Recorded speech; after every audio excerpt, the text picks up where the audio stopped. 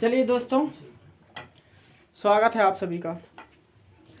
हम करने जा रहे हैं ऑफलाइन क्लास में जो रिवीजन चल रहा है। अब चैप्टर 1 पर जा रहे हैं सीधा, और 1.1 का प्रश्न क्रमांक करेंगे हम 2, क्योंकि प्रश्न क्रमांक 1 में तो गुणनखंड करना है, और कक्षा 10वीं तक तो मुझे आशा है कि आप सभी से गुणनखंड तो बन जाते होंगे। अब प्रश्न क्रमांक 2 में हमें ज्ञात करना है एचसीएफ और एलसीएम। ठीक है, दो चीज़ें, तो एक तो ज्ञात करना है, दूसरा उसकी जांच भी करना है। तो अब इनमें देखिए आपके 3 प्रश्न दिए गए हैं। 3 में से हम करीब दूसरा और तीसरा प्रश्न करेंगे। पहला प्रश्न आप लोग होमवर्क में कर लीजिएगा, ठीक है। तो हम यहाँ पे करते हैं प्रश्न क्रमांक 2। तो प्रश्न 2 में हमें जो संख्याएं दी गई हैं वो है 510 और 92। तो 510 एवं 92, इन दोनों का हमें ज्ञात करना है एलसीएम और एचसीएफ दोनों एक साथ, ठीक है।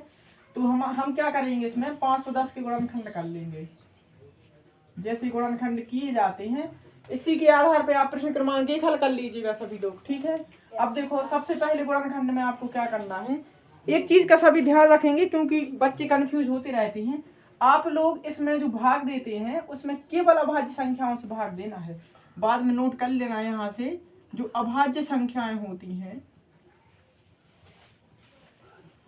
अभाज्य संख्या में सबसे छोटी तो 2 होती है, 2 के बाद 3, 5, 7, 11, 13, 17, 19, 23 ऐसे चलते जाएंगी, ठीक है।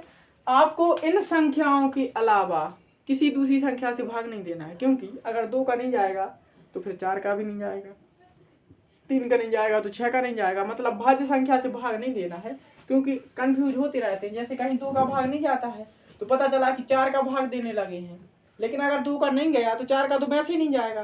तो इसमें हम भाग देंगे, ये सम संख्या है, सम में 2 का तो भाग चला जाता है, तो छोटी संख्या से शुरुआत करनी है। सबसे पहले हम 2 का भाग देंगे, 2 दूनी कितना हो जाएगा, 4 बचेगा, चूंकि 5 था 1 बचेगा तो 1 आ जाएगा, 1 के आगे कितना हो जाएगा 11, तो 2 पंचे 10, फिर बचेगा 1 तो 2 पंचे 10, कितना हो जाएगा 255। अब 255 एक विषम संख्या है, और विषम संख्या में 2 का भाग जाता नहीं है। तो आपको भाग के नियम अगर याद है तो बहुत अच्छी बात है, उससे जल्दी हो जाते हैं क्वेश्चन। अब इसमें हम 3 का भाग देंगे। 3 के भाग का नियम है, सुन लीजिएगा, 5 और 5 10, 10 और 2 कितने हो जाते हैं 12। तो अंकों के योग में यदि 3 का भाग चला जाए तो संख्या डिवाइड हो जाती है 3 से, तो 12 में तो चला जाता है 3 का, तो इसमें चला जाएगा। तो 3 का देंगे हम कितने में, 25 में। तो पढ़ो 3 का दुनिया जल्दी से, 3 8 24, 8 बार गया, 1 बचेगा, कितना हो जाएगा 15, 3 5 15। अब इसके बाद आ जाता है हमारे पास 85। 85 जो संख्या है, 8 और 5 कितने होते हैं 13, 3 का तो भाग नहीं जाएगा 13 में, तो इसलिए इस संख्या में हम 3 का भाग नहीं देंगे, हम देंगे अब किसका, 5 का, क्योंकि पीछे 5 है। 5 के भाग का नियम है कि पीछे 0 या 5 हो तो उसमें भाग चला जाता है। तो हम देखेंगे 5 एकम 5, बचेगा 3, हो जाएगा 35, और 5 सत्ते 35, और जो 17 है वह एक अभाज्य संख्या है, तो इसमें 17 का भाग तो चला ही जाएगा, तो 17 एकम 17। हम देखेंगे 510 जो संख्या है, इसके गुणनखंड आए हमारे पास 2 गुणित 3 गुणित 5 गुणित 17, ठीक है। इसके बाद जो दूसरी संख्या है हमारी वो है 92, तो उसको हम यहाँ पे लिख रहे हैं 92, 92। इसमें हम भाग किससे देंगे, भाग सबसे पहले 2 से, क्योंकि सम संख्या है, 2 चौके 8, बचेगा 1, 2 2 12, कितना आ गया 46। फिर से भाग जाएगा 2 का, 2 दूनी 4 और 2 3 6। अब हमें बताइए 23 में कितने का भाग जाता है, 23 में 23 ही का जाता है, 23 एकम 23, ठीक है। तो हमारे पास जो संख्या आई है 92, इसके गुणनखंड लिख लीजिए, इसके गुणनखंड है 2 गुणित 2 गुणित 23, ठीक है। अब हमें निकालना है इसका एलसीएम और एचसीएफ। तो यहाँ पे निकालेंगे सबसे पहले एलसीएम या एचसीएफ, कुछ भी निकालो, एचसीएफ निकाल रहे हैं। तो एचसीएफ की शुरुआत करनी है आपको छोटी संख्या से, ठीक है, ना कि बड़ी संख्या से। ये चीज याद रखना सभी लोग, छोटी संख्या से शुरुआत करो।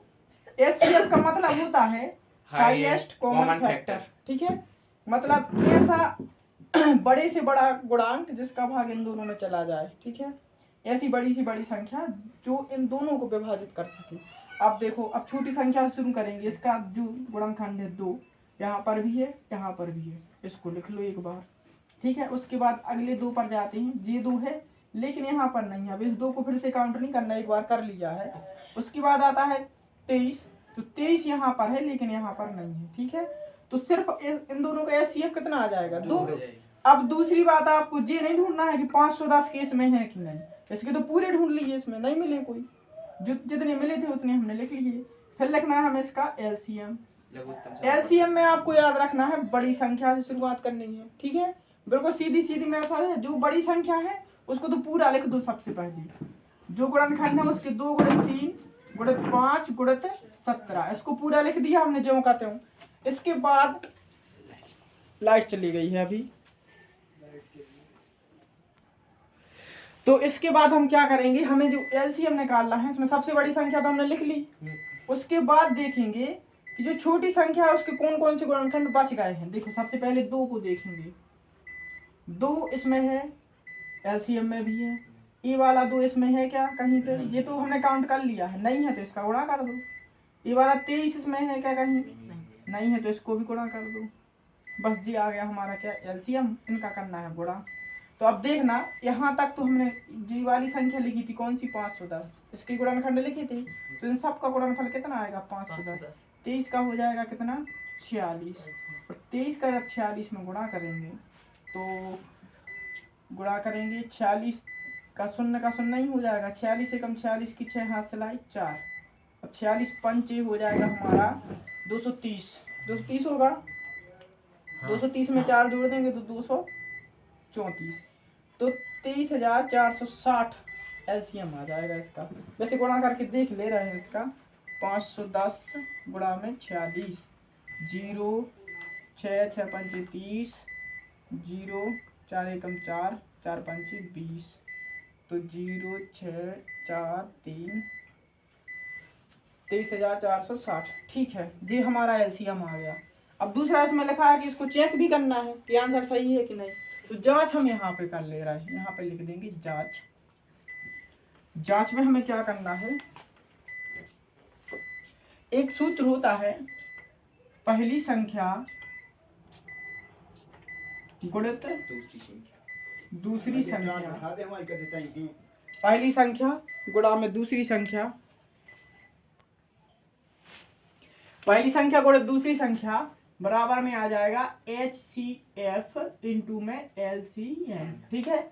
अब रख दीजिए इसमें पहली संख्या कितनी हमारी? 510, जी लिखिए। दूसरी संख्या 92 और बराबर में HCF और LCM। HCF कितना है? 23,460, सॉरी HCF तो 2 है हमारा, 2 और LCM है 23,460। इन दोनों का गुणा कर दो, इन दोनों का कर दो, ठीक है। तो करके देख लेते हैं फिर। 92 का तो दुनिया आता नहीं है, सीधा सीधा कर लो अपन, कितने का आ जाएगा? 92 का 92 शून्य शून्य हो जाएगा, 92 कम 92 की 2 हाथ सिलाई 9, और 92 नम्मा कितना हो जाएगा? 460 हो जाएगा, ठीक है। तो 460 नहीं 9 लिखो, जोड़ो 1 मिनट, 9 पन्ना 45, ऊपर के 9 जोड़ेंगे, 460 में 9 जोड़ेंगे 469, इतना ही होगा जी। चलो इसका देख लेते हैं, इतना नहीं होगा वैसे, चलो ठीक ठीक। 0 का 0, 6 दूनी 12 की 2 हाथ सिलाई, 4 दूनी 8 और 1 9, 3 दूनी 6, 2 दूनी 4, 46 920, 46 920। तो ये हमारी क्या हो गई? जांच हो गई। मतलब हमारा उत्तर कैसा है? सही है, दोनों तरफ का गुणनफल बराबर है। तो इसके जैसे ही आपको इसका तीसरा और पहला प्रश्न हल करना है, दोनों मुझे लगता है सरल हैं, बन जाएंगे आप सभी से।